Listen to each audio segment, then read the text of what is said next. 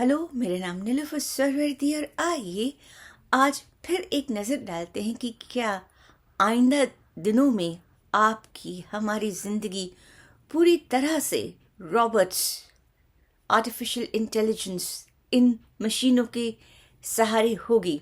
मतलब आप चाहे नाम इनको कोई भी दीजिए, रॉबोट्स, आर्टिफिशियल इंटेलिजेंस, है तो सही वो मशीन ही, इंसान तो नहीं है। खैर, इतना ज़रूर है कि बहुत काम ये करने लगे हैं, हम इनसे लेते हैं, लेकिन बग़ैर हमारे सहारे या रिमोट के सहारे या बग़ैर हमारा हाथ लगे ये अपने आप तो नहीं सब काम कर सकते। फिर हालात ऐसे हैं हिंदुस्तान के और कई और मुल्क में कि इतना मुमकिन ही नहीं है।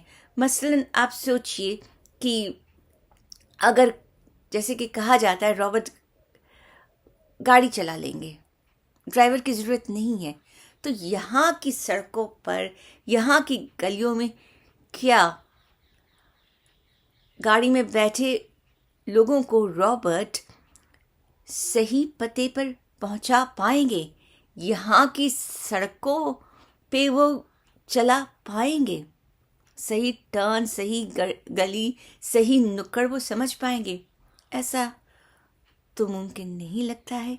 फिर इसके अलावा कई ऐसे काम हैं, मसलन जो धोबन है, हमारे कपड़े प्रेस करती है, क्या ये कर पाएंगे? फिर जो हमारे यहाँ आते हैं या आती हैं बर्तन मांजने वाली, झाड़ू पोछा करने वाली, खाना बनाने वाली, कई जगह तो एक ही ये सब काम कर लेते हैं।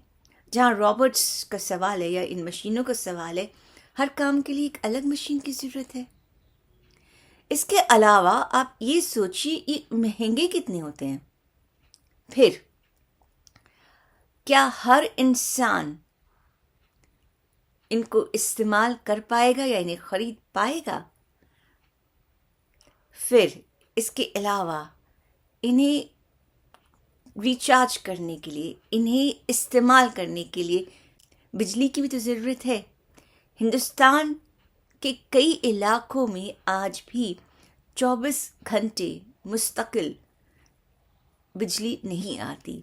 फिर इतनी बिजली ये इस्तेमाल करते हैं कि इन्वर्टर के सहारे तो ये नहीं चल सकते।